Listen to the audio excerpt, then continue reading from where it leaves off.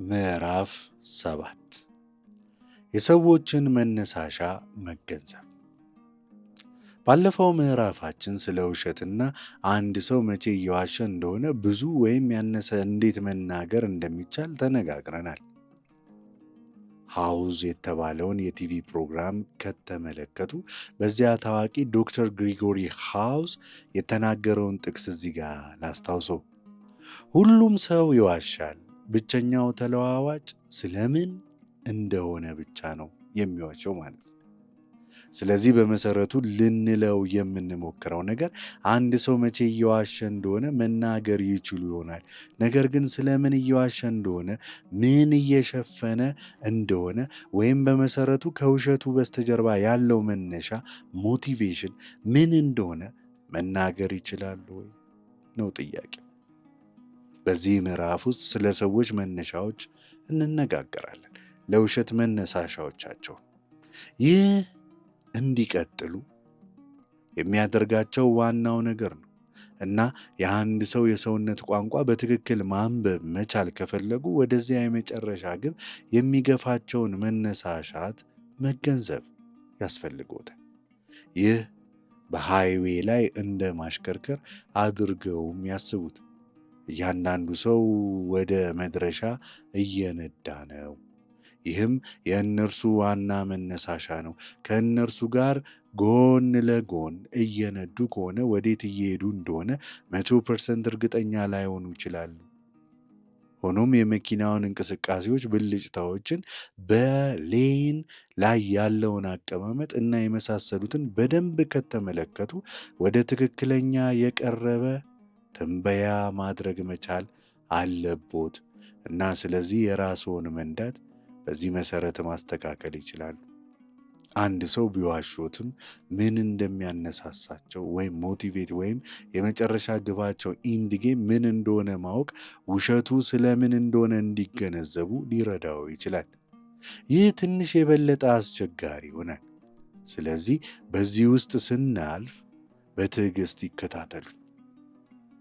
አንድ ተጨማሪ ማስታወሻ፣ መነሳሻዎች ወይም ሞቲቭስ ለሰዎች ባህሪዎች እንደ ንቁ ወይም ንቁ ያልሆኑ አንቀሳቃሽ ምክንያቶች ተብለው ይገለጻሉ። እነዚህ መነሳሻዎች የምናደርግባቸው ምክንያቶች ናቸው። ባህሪዎች የአንድን ሰው መነሳሻ የሚያንጸባርቁ አፈጻጸሞች እራሳቸው ወይም ድርጊቶች ናቸው።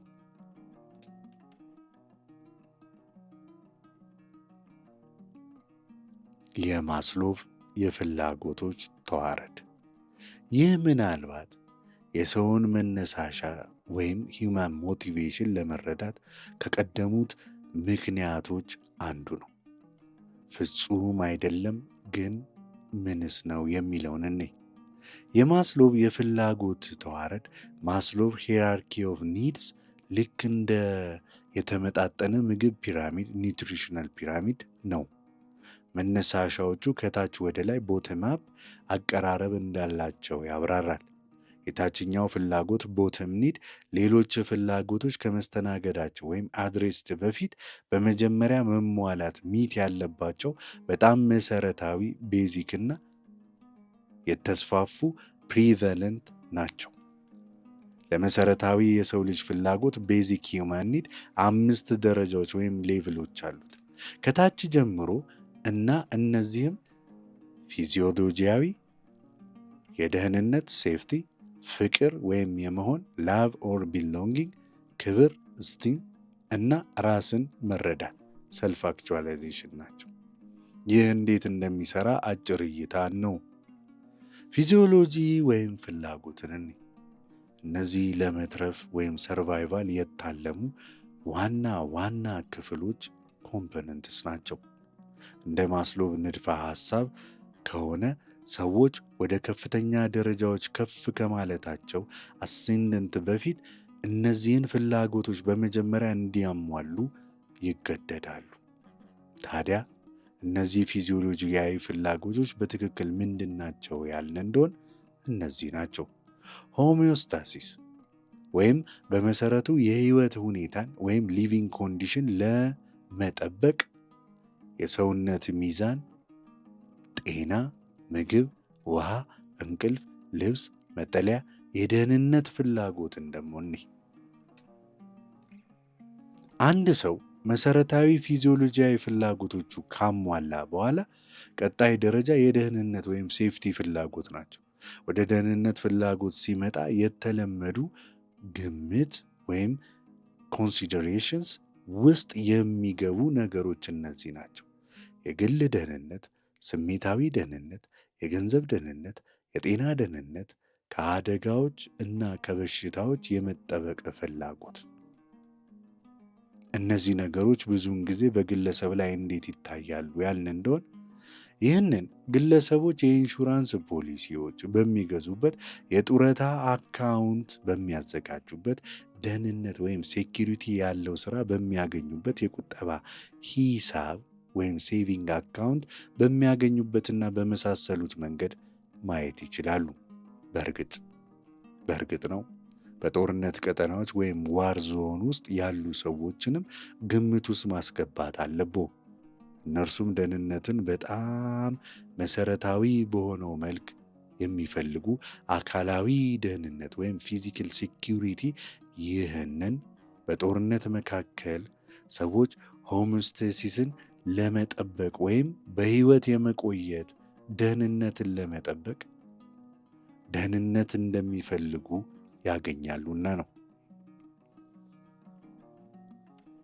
ማህበራዊ ትስስር ወይም ሶሻል ቢሎንጊንግ በጣም መሰረታዊ የሆኑትን ፍላጎቶች እና ደህንነትን ካገኙ በኋላ ቀጣዩ ደረጃ ማህበራዊ ትስስርን ወይም ሶሻል ቢሎንጊንግን መፈለግ ነው።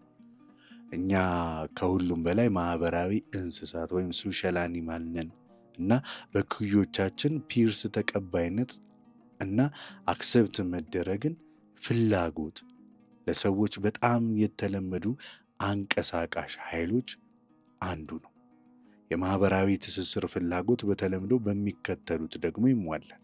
ጓደኝነት፣ ቅርርብ፣ ቤተሰብ፣ የቡድን መጠን። ምንም ይሁን ምን በማህበራዊ ቡድኖች ወይም ሶሻል ግሩፕስ ውስጥ ተቀባይነት የማግኘት ፍላጎት እውነት ነው።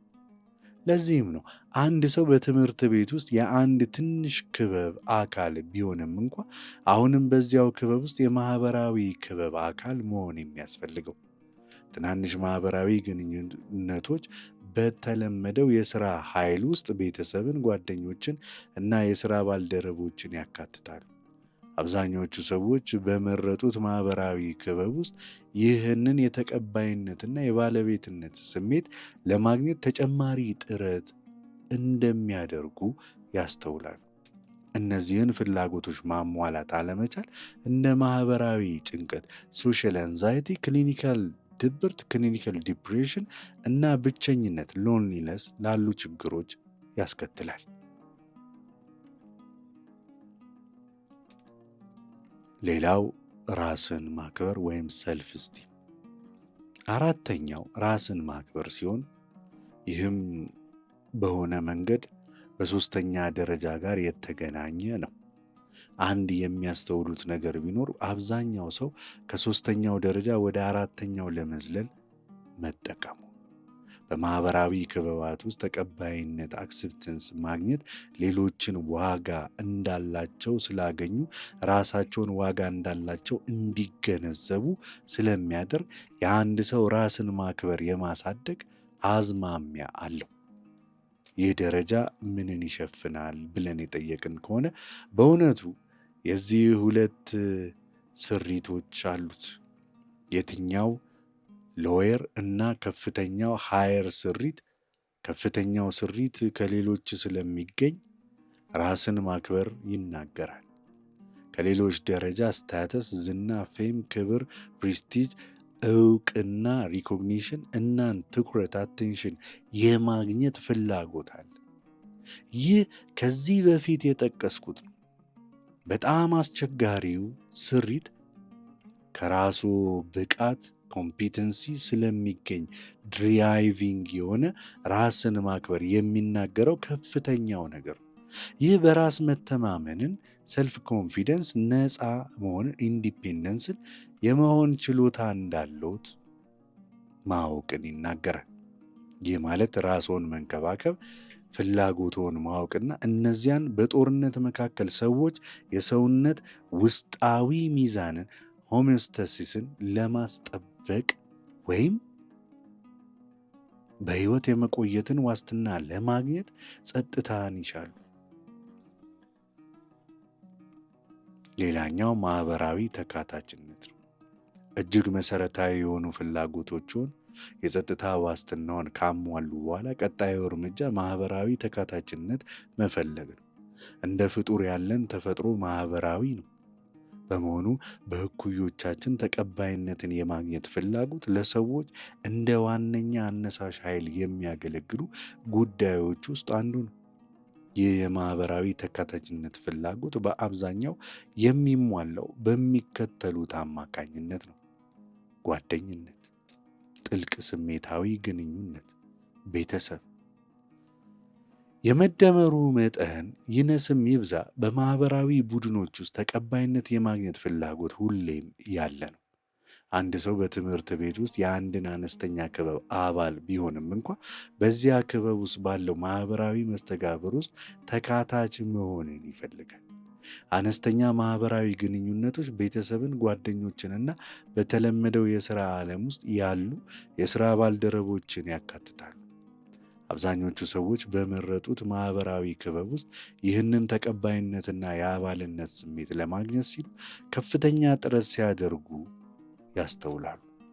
እነዚህን ፍላጎቶች ማሟላት የአለመቻል እንደ ማህበራዊ ጭንቀት፣ ክሊኒካል ድብርትና ብቸኝነት ላሉ ችግሮች ደግሞ ይዳርጋል። ሌላ ለራስ ያለ ግምት ነው። አራተኛው ደረጃ ለራስ የሚሰጥ ግምት ሲሆን ይህ ከሶስተኛው ደረጃ ጋር የተወሰነ ተያያዥነት አለው። አንድ ልብ የሚሉት ጉዳይ ቢኖር አብዛኛዎቹ ሰዎች ወደ አራተኛው ለመሸጋገር ሶስተኛውን ደረጃ እንደ መወጣጫ አድርገው ይጠቀሙበታል። በማህበራዊ ክበባቸው ውስጥ ተቀባይነት ማግኘት ሌሎች ዋጋ እንዳላቸው ስለሚያሳዩቸው ሰዎች ለራሳቸው ያላቸውን ግምት ያሳድጓላቸዋል። ታዲያ ይህ ደረጃ ምንን ያካትታል ነው ጥያቄው። እንደ እውነቱ ከሆነ የዚህ ሁለት ገጽታዎች አሉ፣ ዝቅተኛውና ከፍተኛው። ዝቅተኛው ገጽታ ከሌሎች የሚገኝ ነገር ላይ ተመስርቶ የሚዳብርን ለራስ ያለ ግምት የሚመለከት ነው። ይህም ከሌሎች የሚገኝ ማዕረግን፣ ዝናን፣ ክብርን፣ ዕውቅናንና ትኩረትን የመፈለግ ፍላጎት ነው። ይህ ቀደም ብዬ የጠቀስኩት አይነት ነው። ይበልጥ አስቸጋሪው ገጽታ ከፍተኛው ሲሆን ይህም ከራስ የግል ብቃት የሚመነጭ ለራስ ያለ ግምት ነው። ይህም በራስ መተማመንን፣ ራስን የመቻል ብቃት እንዳለዎት ከማወቅ የሚመነጭ ነው። ይህም ማለት ራስዎን መንከባከብ፣ ፍላጎቶችዎን ማወቅና እነዚያን ፍላጎቶች የማሟላት ችሎታ ማዳበርን ያመለክታል።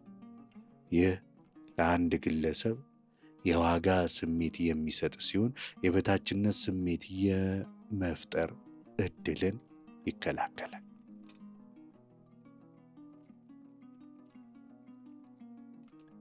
ራስን ማሳካት ወይም ሰልፍ አክቹዋላይዜሽን ቀጣዩ ነው።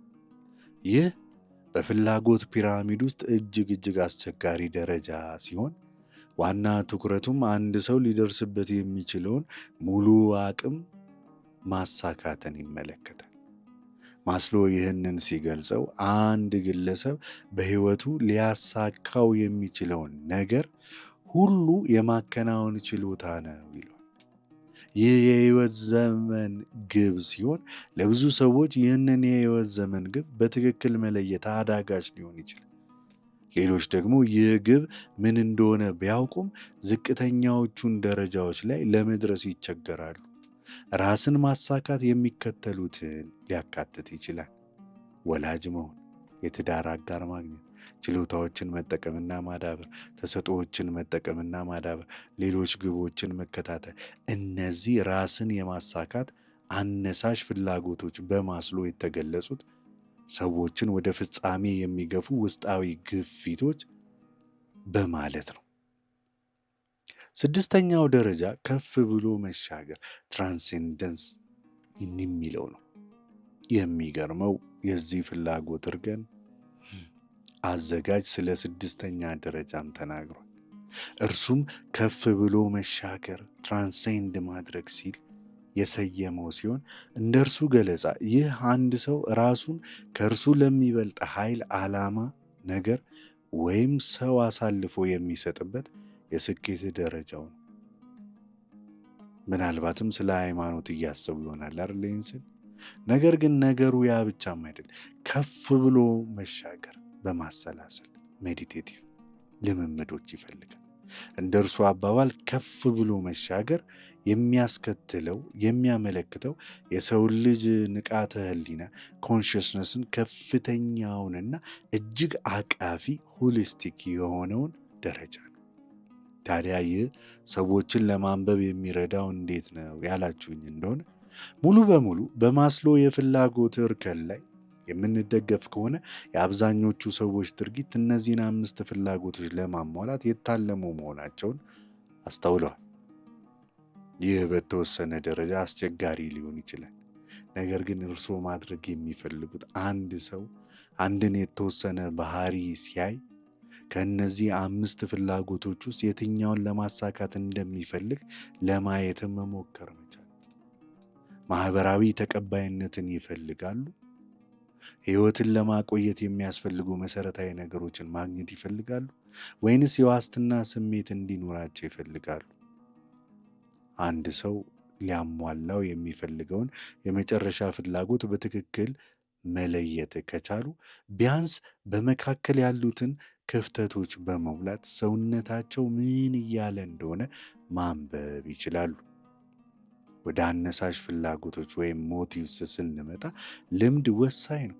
በእርግጥም ከ5ቱ ፍላጎቶች የትኛውን አንድ ሰው ሊያሟላ እንደሚፈልግ ከማወቅ ባለፈ ተነሳሽነትን የሚመለከቱ ብዙ ነገሮች አሉ።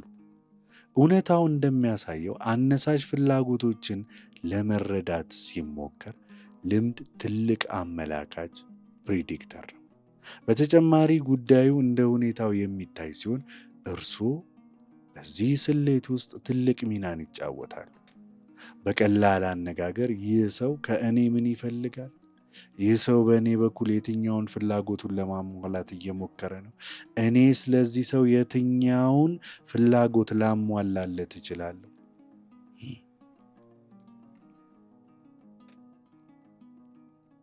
ሰዎችን ለመረዳት የሚያግዙ መመሪያዎች። የሰዎችን አነሳሽ ፍላጎቶች ሞቲቬሽንስ ለመረዳትና የተሻለ ግንኙነት ለመፍጠር እነርሱን ለማወቅ ዝግጁ ኖት እንበል። አሁን ጥያቄው እንዴት ይጀምራሉ? የሚጀምሩበት መንገድ ከሰው ሰው ይለያያል። ነገር ግን ከሰዎች ጋር ግንኙነት ለመፍጠር ወደፊት እንዲራመዱ የሚያግዙ የተወሰኑ አጠቃላይ ደንቦች አሉ። ነገሮችን ለእርሶ ቀላል የሚያደርጉ አንዳንድ የተለመዱ መመሪያዎች እነሆ። አብዛኞቹ ማህበራዊ ባህሪያቶች ድብቅ ናቸውና ስለተለያዩ የሰዎች ድርጊቶችና ትርጉማቸው ስንነጋገር ቆይተናል። ነገር ግን የተገላቢጦሹ የጉዳዩን ጫፍ መመልከት አስፈላጊ ነው። በአብዛኛው ጊዜ ሰዎች ስሜታቸውን ወደ ውጪ ከማሳየት ይልቅ ወደ ውስጥ እንደሚሰበስቡ ማስታወስ ይገባዎታል። ብዙ ድርጊቶች ወይም ምላሾች የሚከናወኑት ስሜትን ለመግለጽ ሳይሆን ለማፈን ነው። ለምሳሌ ሰዎች እጆቻቸውን ያጣምራሉ፣ ከንፈሮቻቸውን ይከርናሉ፣ ወይም ከሰዎች እይታ ያሸሻሉ። ይህ ከመግፋት ይልቅ የመሳብ እንቅስቃሴ ነው። ይህ ከሰዎች ጋር ለመገናኘት ሲሞክሩ እንዴት ይሰራል ነው ጥያቄው። እንግዲህ አሁን ተጨማሪ ትኩረት መስጠት አለብዎ። አንድ ሰው ስለ አንድ ነገር ምላሽ መስጠት በሚጀምርበትና በስሜቱ እያሳየ መሆኑን ተገንዝቦ በፍጥነት በሚቆጣጠርበት ቅጽበት መካከል በግፊትና በመሳብ መካከል ያለች አንዲት ውድ የሆነች ቅጽበት አለች። ሰዎች እንዲያዩዋቸው የማይፈልጓቸውን ስሜቶችና ስሜታዊ መገለጫዎች ሰዎችን ሲመለከቱ መጠንቀቅ ያለብዎ ያቺን ቅጽበት ነው። አሁን ይህን ሆን ተብሎ የሚደረግ ያለመንቀሳቀስ ሁኔታ ሁል ጊዜ ሊያስተውሉ ይችላሉ። ነገር ግን መኖሩን ማወቅ በራሱ ግማሽ ውጊያ እንደማሸነፍ ይቆጠራል። ከሁሉም በላይ ይህ ከሚታየው ገጽታ በታች ብዙ ነገሮች እንዳሉ ሊነግሮት ይገባል። ስሜትን ተጋርቶ የማስተዋል ኢምፐቲ ክህሎትን ሳይጠቀሙ ሰዎች የሚሉትን ብቻ ከመተርጎም ይልቅ ከሚታየው ገጽታ ጠልቆ በመግባት በስሜት ተጋርቶ መረዳት ላይ ትኩረት ማድረግ ያለቦትም ለዚህ ነው። ራስዎን በሰውየው ቦታ ላይ ያስቀምጡ። ይህን ካደረጉ ቢያንስ ምን ለማድረግ እየሞከሩ እንደሆነ ወይም ምን ለማሳካት እየጣሩ እንደሆነ ሐሳብ ሊያገኙ ይችላሉ።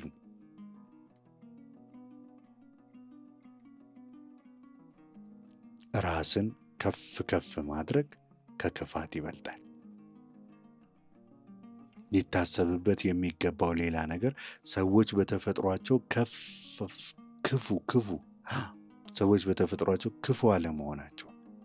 የአንድ ሰው አነሳሽ ፍላጎት ለመገመት ከሞከሩ ክፋት የመጀመሪያው ምርጫው መሆን የለበትም። በሕግ ተከሳሾች ጥፋተኝነታቸው እስኪረጋገጥ ጊዜ ድረስ እንደ ንጹሕ ሆነው ይቆጠራሉ። ምክንያቱም መነሻው ቅድመ ግምት አንድ ሰው መጥፎ መሆኑን የሚያሳይ በቂ ማስረጃ ከሌለ በቀር ጥሩ ነው የሚል ነው። ሰዎችን በተሻለ ሁኔታ ለመረዳት ከፈለጉ ይህ በጣም አስፈላጊ ነው። ሰዎች በሌሎች ላይ ጎጂ የሆነ ነገር በሚያደርጉበት በማንኛውም ሁኔታ ውስጥ በመጀመሪያ ይህንን የሚያደርጉት ባለማወቅ ወይም በድንቁርና ወይም ደግሞ የራሳቸውን መንገድ በበለጠ አስፈላጊ እንደሆነ ስለሚያምኑ ነው ብለው ያስቡ። ይህንን አስተሳሰብ በመያዝ ይበልጥ ደግ በሆነ መንገድ ምላሽ የመስጠት እድሎ ከፍ ያለ ይሆናል። ምናልባትም የመረጡት ድርጊት ለምን ምርጥ እንዳልሆነ በትክክል በመግለጽ ምላሽን ይሰጡም ይሆናል።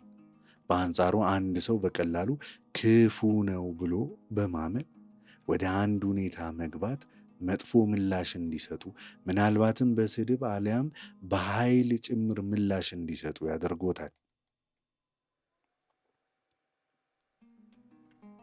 ራስ ወዳድ የሆነ በጎ አድራጎት ወይም ሰልፊሽ አልተሪዝም ብዙውን ጊዜ ባህሪን ይወስናል።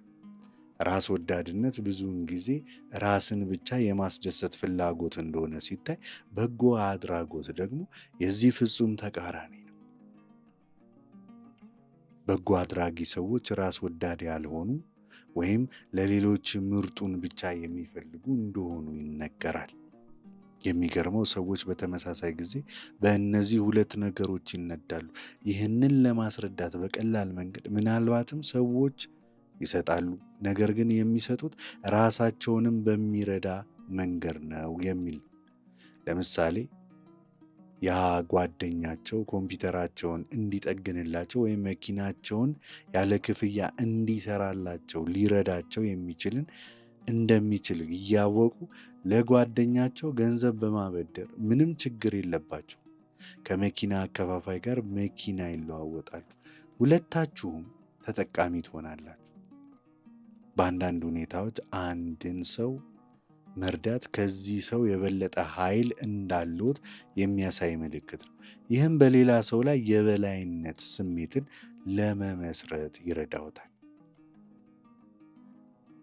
ሌላው ትውስታ ተለዋዋጭ ነው የሚለው ነው።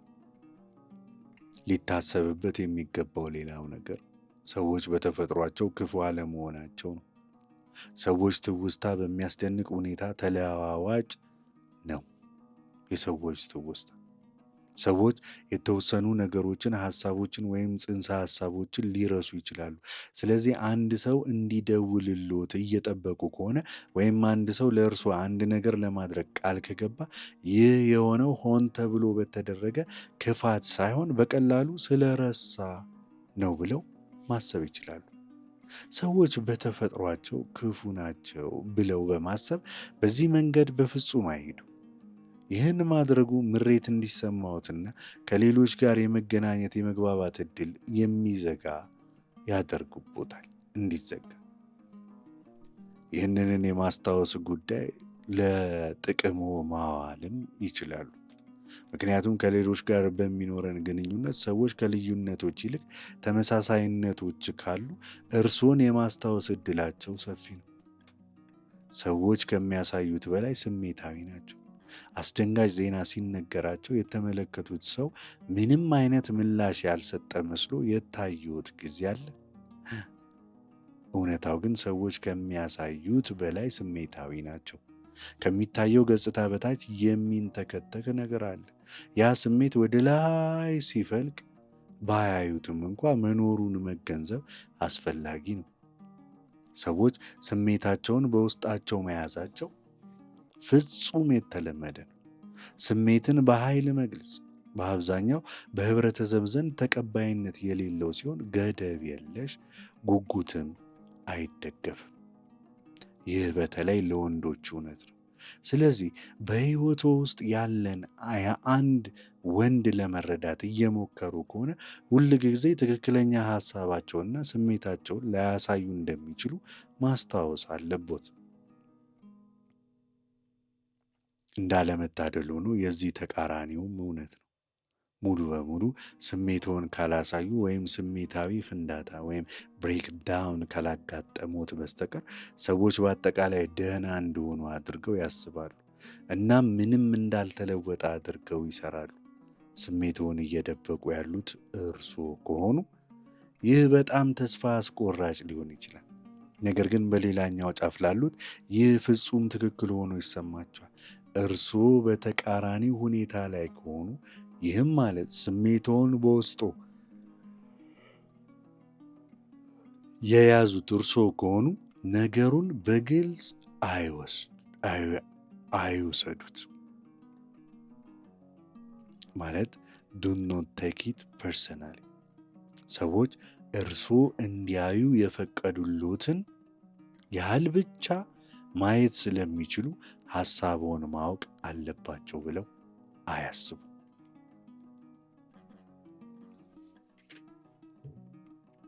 ቻናላችንን ሰብስክራይብ፣ ላይክ፣ ኮሜንት፣ ሼር ያድርጉ። ምዕራፍ 7ን እንዲያንብበን ጨርሰናል። ምዕራፍ 8ን እንቀጥላለን። እናመሰግናለን።